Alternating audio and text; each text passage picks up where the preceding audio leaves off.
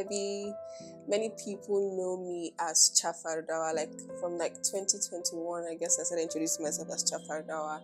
And then people get confused when they ask me where I'm from. And then I tell them I'm from Edo State. So let me just explain. So my mom is from Adamawa, my dad is from Edo State. But I try to bring the two. So when people ask me, I'm like, I'm half caste. Not really, but my grandma gave me the name Chafardawa, which means don't forget me with my sins. And I got to know about this name in 2019, but I carried it fully on in 2021. So aside from my name, as I already said, I'm from Edo State. I'm a student studying sociology. I'm an artist as well, visual artist. I do mostly digital illustrations. I'm a friend. I'm a sister. I'm a lot of things. I'm a woman of God. I'm a child of God. I'm aspiring to be somebody who is a serious lover of God. I'm aspiring to be somebody who is very closely knit with God, right? I'm also aspiring to be somebody who is a top pick at that peak of her career when it comes to fashion illustration and design. I also I'm inspired to be somebody that, is an it girl. Okay, I'm choosing to share my salvation story today. It's something that I have spoken about at different times to different people, but the majority of people in my life don't really know the story, like know the details of the story. So yeah, as many people know, I grew up in a Christian home. My dad was a pastor of our church at the time when I was born, New Generation Church in Kano. I was born in Kano. So my mom was in choir. I grew up in church. I was one of those people where church was like the only thing they knew. They didn't know any friend's house. We were going to church almost every day during the week.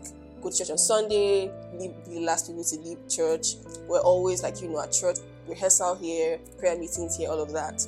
And I remember, knowing of God. I can't say I knew God, but I knew of God because we always have like morning devotions. I was at, one of the main people at Sunday school there because my dad was a pastor.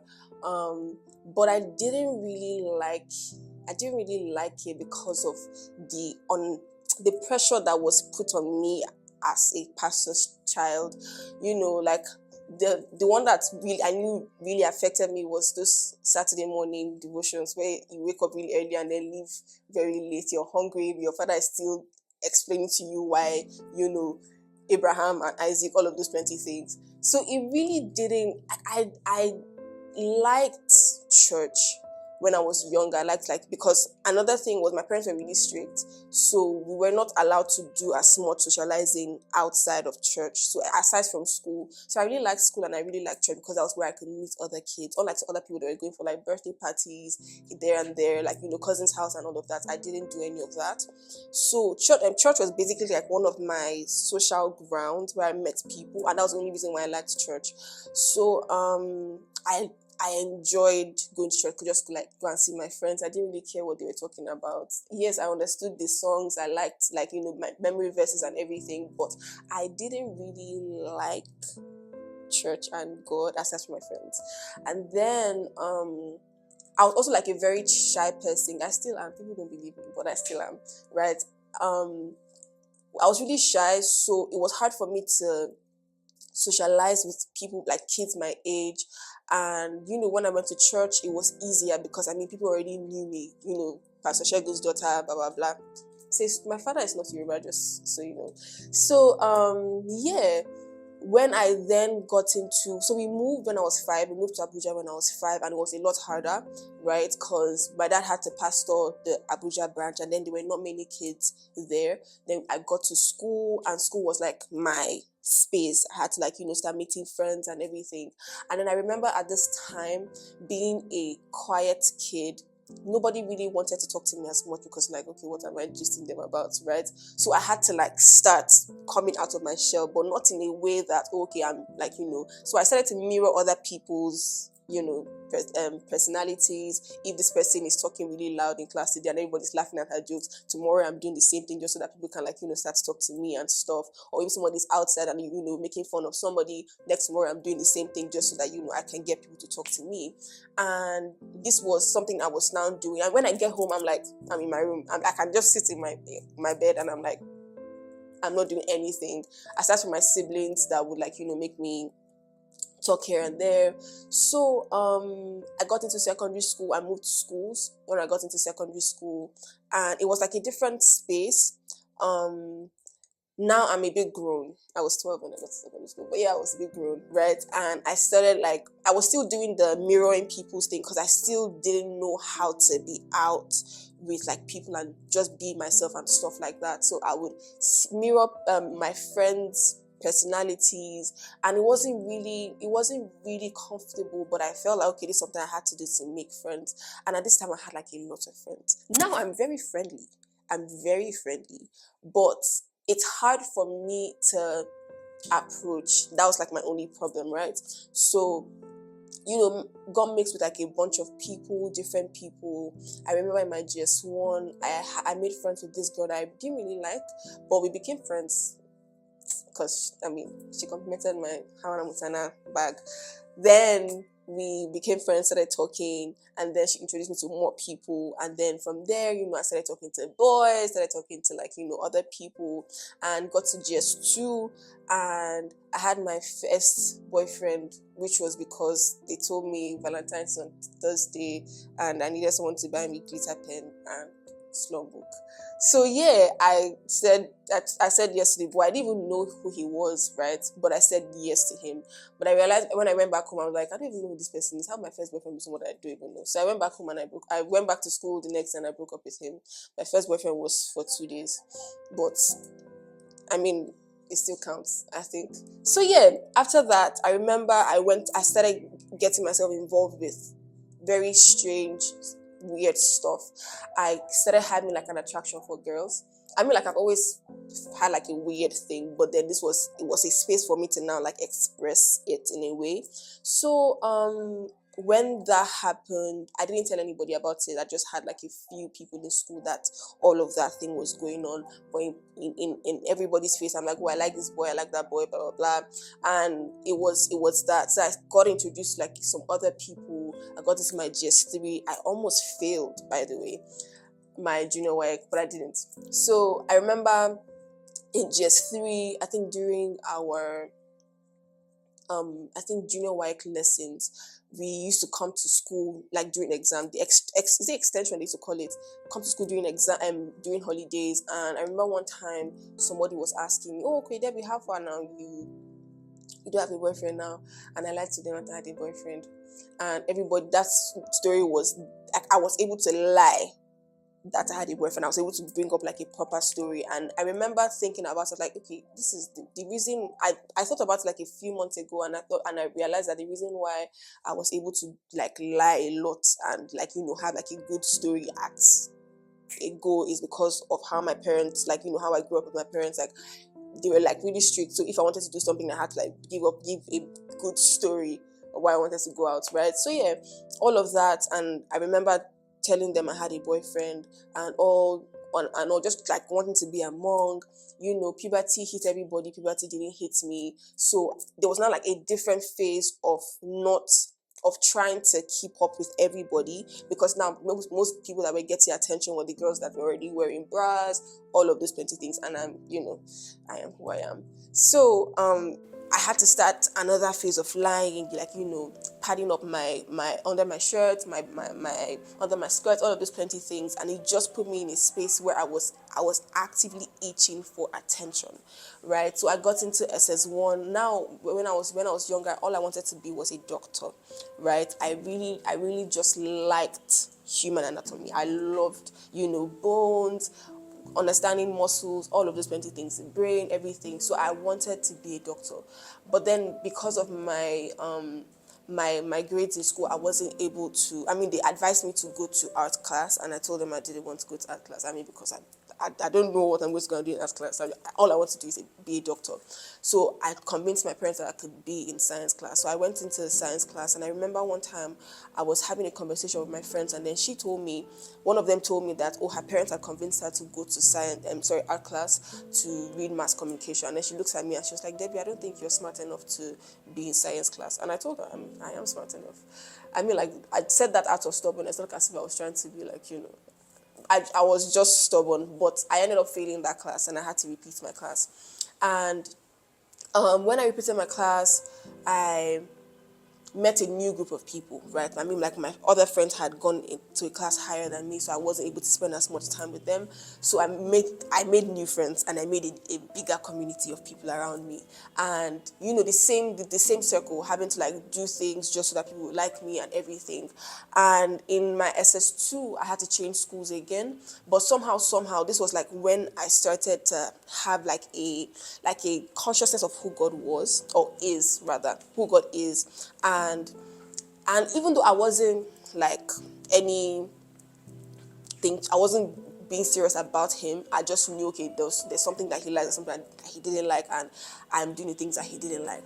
Now let me just backtrack to 2016, when I had my first near-death experience. So this thing happened in the house.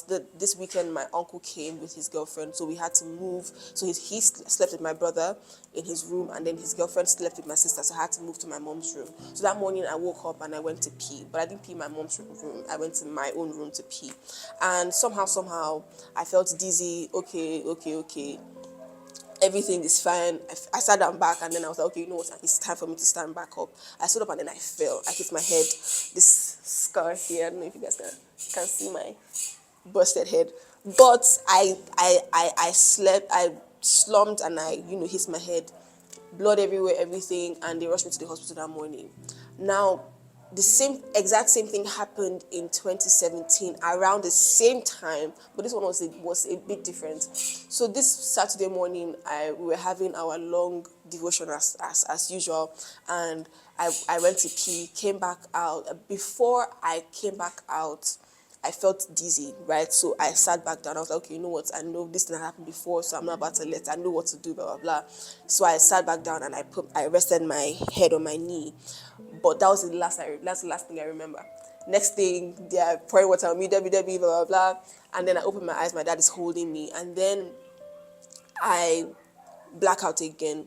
Now this time it is such a weird thing that I'm in a dark space, right? And if I could say dark, it would not really properly describe where I was. It was so dark that I could smell it. That's the only thing. That's the only way I can describe it. It smelled like I could taste it, right? And it was like I knew I was standing, but I wasn't standing on anything, right? It's weird, I know. And then I started to hear these very weird sounds. I used to watch a lot of horror movies, right? So I know what scary sounds are like. But this was different, right? I was hearing a lot of weird sounds. And in my mind, I'm like, okay, I know what's going on now. And I started to cry. And then it felt like I was crying for a long time. It felt like I was crying for a long time. And I only started crying like a few seconds ago, but I was crying, everything. I was in pain, everything. And I'm hearing these sounds are getting really loud. And I'm scared because I'm like, okay, I know what's going on. I know that I'm about to go to hell. This is the only story I've been hearing. This is the only one I believe, blah, blah, blah. And I'm crying. I'm saying, I'm sorry. That's the only thing I can say. I'm crying. I'm saying, I'm sorry. And then the next thing, I start to feel pain in my leg, right? And then as I feel pain in my leg, I close my eyes and then I open my eyes, right? And then I see I'm laying down on the hospital bed, like they're like, different things on my hand. They are trying to check my BP. The clip is on my finger, and the doctor is standing over me. I can see my family members across from me, and the doctor then asked me for my name, and I said Debbie, and he looks at my parents and he's like, she's not saying anything. And then I'm like, I'm like, my name is Debbie, right? But he wasn't hearing me. And then I close my eyes and I'm back in this place and I'm really scared again because I don't know what is going on at all. And then the next thing, I just feel this cold sensation on my body and I open my eyes again. And then the doctor is standing there. He asked me, what's my name? And I told him my name is Deborah. And he was like, oh, okay, she's fine. It's just the fact that she's cold. Her temperature, that's the only thing. Her temperature is low, but everything is fine. You guys can take her home. So I went home. Funny enough, my parents don't even know about this story aside from my sister. So I went back home and then I was like, God, I'll never do anything bad again in my life. It's a lie. I went back to doing very stupid things, right? And this was back in 2017. So 2019 now, I think I had graduated from secondary school and I was waiting for admission to go into OAU. And I remember at this time, my friend group had reduced drastically to like just 2 people. After I left my school into the school I graduated from, I had like a fight with some of my friends and somehow everybody picked a side and it was just 2 people that stood by me, and those are my best friends like till now. And somehow when I was at home, it wasn't even like a dramatic anything, right? I remember I was sitting in my room that day in 2019, and I think this was around the time I got introduced to Jackie Hill Perry, and I was watching one of her videos on YouTube, and she was talking about her testimony of how she used to be lesbian, blah blah blah blah, and it wasn't like any spooky thing happened to me. I just closed my eyes and I was like, you know what, God, I think I want to like do this thing with you, like for real, right? And now, at this time, my best friends are, my best friend is in Jos, one is in Jos, and the other one is somewhere in a house in Galadimawa. And then one calls me, she's like, how far that? She just had like the weirdest experience. And she tells me how she was at a service, and, because at the time she was like really depressed and she wanted to, kill herself and everything. And then she went out for a prayer sermon I think, and then somebody just randomly came to her and told her that Jesus loves you and he wants you to know that right now. And then shortly after, my other best friend calls me and then she's like, oh, something really strange happened to her, something, and then that's how like all 3 of us became saved at almost the same time. And then like afterwards, even though like it wasn't like, oh, immediately, like every other thing that I was doing, I stopped doing them. I still struggled a lot, even a lot more after that time. But I remember that there was like a conscious thing behind everything that I did. Like even when I was doing something wrong, there was this heavy guilt that I felt, and it's like, okay, you know what? I think I need to, take a step back from this. And then like there was a conscious effort to remove myself from the spaces that I knew that I shouldn't be in. And somehow God brought people into my life that I never knew that I would in a million years have. And it's just been really, really strange, and strange in a good way, strange in a very good way, in the sense where I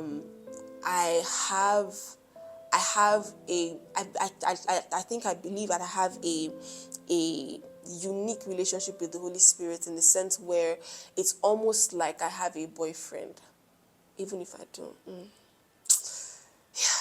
I have a boyfriend, right? And it's just really nice how everything, when I sit down, and even as I'm telling the story, when I sit down and I think of everything that happened up until this day, I remember the scripture that talks about everything works together for the good of those that love God, and it's just that everything happened for a reason, right?